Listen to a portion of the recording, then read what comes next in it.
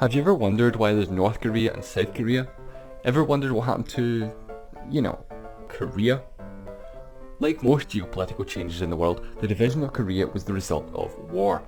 The Korean War took place from 1950 to 1953, but it wasn't really the Korean War that split the country. The Korean War just made the split more permanent, but it was already split. We need to look not only at the Korean War, but look at the bigger picture. The split had more to do with the Cold War. The Cold War is interesting in that it wasn't so much a war in the traditional sense.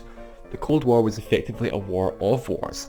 The Cold War was primarily between the United States and the Soviet Union, but in a more broad sense it was effectively an ideological war between capitalism and communism.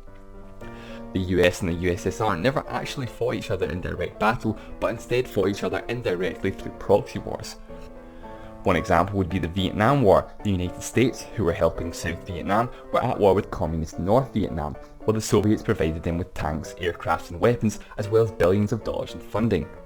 Another example would be the Soviet War in Afghanistan. The Soviets fought with the communist Afghan government, while the United States gave $3 billion and funded to the Mujahideen to fight in the Civil War. However, this turned out to be a horrible decision for the US, as one of the leaders of the Mujahideen turned out to be one Osama bin Laden, who later went on to form Al-Qaeda, who later went on to declare war on the United States.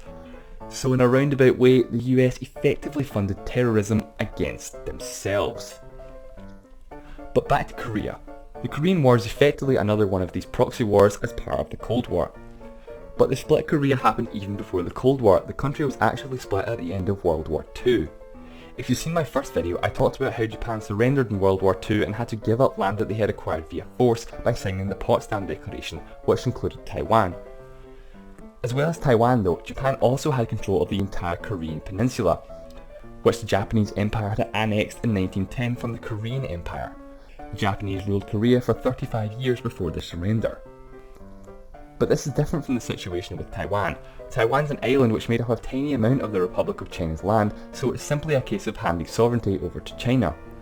But with Korea, Japan took all of their land, so the Korean Empire had effectively been wiped off the map. Therefore, by order of the United Nations, Korea was to be temporarily split at the 38th parallel. The Soviet Union were to control the north while the United States controlled the south, with a plan to unite the country in time. It's important to note that at this point the US and the USSR were allies at this time, although they didn't exactly trust each other. The United Nations scheduled elections in both parts of Korea. They were to be fair and democratic. In the south, Syngman Rhee was elected and the Republic of Korea was established, taking control over from the US military. However, in the north, the Soviet Union refused to hold free elections and a communist state was established with Kim Il-sung as the leader of the country, grandfather of the current North Korean leader Kim Jong-un. By 1949, all US and Soviet forces had withdrawn from Korea. The Soviets and Communist China had significantly armed the North Koreans with weapons and funding.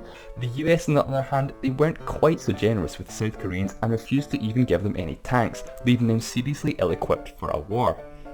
And war is exactly what happened. In 1950, under the direction of Soviet leader Joseph Stalin, North Korea crossed the 38th parallel and invaded South Korea. Stalin didn't expect the US to get involved since he had already withdrawn all of their troops and they didn't intervene in the victory of Communist China and the Chinese Civil War in the previous year. However, the UN Security Council unanimously voted to intervene in Korea. Ironically though, the Soviet Union was part of the UN Security Council's Big Five and had veto power. Unfortunately for them, they weren't there to veto the resolution. See, even though Communist China had effectively won the Civil War and had total control of the mainland, the Republic of China, who only had control of Taiwan, still held the seat of China at the UN. In protest of this, the Soviet Union boycotted all UN meetings. So the UN intervened to protect South Korea, although it was mostly US forces.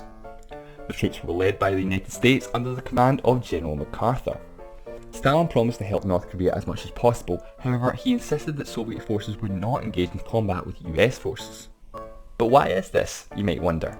I mean, why engage in all these proxy wars and indirect fighting? Why don't the United States and Soviet Union just fight each other directly? Well, the answer to that can be summed up in 3 words. Mutually assured destruction. See, at the time, the US and the USSR were considered the 2 superpowers of the world, and the consequences of both superpowers at all-out war with each other would have had catastrophic repercussions. As well as being superpowers, they were also both nuclear weapon states. See, in the early 40s, the US, with the help of the UK and Canada, worked on the Manhattan Project. which is basically a code name for developing an atomic bomb. It's a slightly more conspicuous name. In 1945, the US showed the sheer destructive power of these weapons when they dropped atomic bombs on the Japanese cities of Hiroshima and Nagasaki. After seeing this, the Soviet Union significantly increased their own research into nuclear weapons, and in 1949 they successfully tested their own atomic bomb.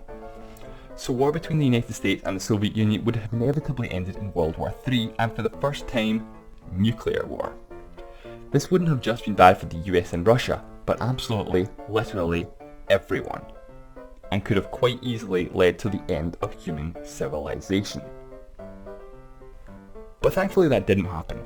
Joseph Stalin was fully aware of the potential consequences of engaging in combat with US forces. Say what you want about Joseph Stalin, but at least he was smart enough not to go to war with the US. Credit where credit's due, that's all I'm saying. By September 1950, North Korea had South Korea cornered in the Pusan perimeter and a communist victory looked imminent. The North Koreans had to send supplies to their soldiers on the front line, which General MacArthur thought he could exploit. Instead of trying to break through with ground forces, the US used their navy to flank the North Koreans. They took back control of the city of Seoul and managed to disrupt the North Korean supply line. Within just a few months, things had completely changed and it now looked like South Korea was on the verge of victory. However, at this point, China, who had thus far not been involved, marched their troops across the border and pushed the UN forces back to the 38th parallel. Control of the peninsula fluctuated for a while around the 38th parallel. Ironically, control ended very similar to what it had been to begin with. In 1953, North and South Korea signed an armistice agreement creating a de facto international border. It's worth noting that an armistice agreement is not a peace treaty, so technically speaking they're actually still at war. After the agreement, both sides built barriers to stop each other from crossing the border, and there's now a 4-kilometre wide demilitarised zone. Which is a somewhat ironic name given it's the single most militarised border in the entire world. Speaking of ironic names, North Korea's official name is the Democratic People's Republic of Korea, which is ironic since several organisations have ranked North Korea as the single least democratic country in the entire world. And the good thing about talking about North Korea is, no one's going to be offended. I can safely say that no one from North Korea is ever going to see this video. In 1991, both North and South Korea became members of the United Nations, although neither country recognises the other and both consider themselves the legitimate government of all of Korea. The only place where North and South Korean leaders meet is inside the DMZ in a place called the Joint Security Area. The JSA, including the room they meet in, lie directly on the border, which isn't actually a border but an MDL or an armistice line. In fact, the line even passes through the very conference table they sit at. So the two leaders basically talk to each other from different countries and don't cross the line. There's a door at each side of the room which leads back to their own country. Today, North Korea and South Korea are pretty much as different as two countries can be. They both speak Korean and they both have the word Korea in their name, but that's pretty much where the similarities end. South Korea has a free market capitalist economy, while North Korea officially describes itself as a socialist republic, but a more accurate description might be a totalitarian dictatorship. So if you're planning on going on holiday to Korea, you're probably better off going to South Korea.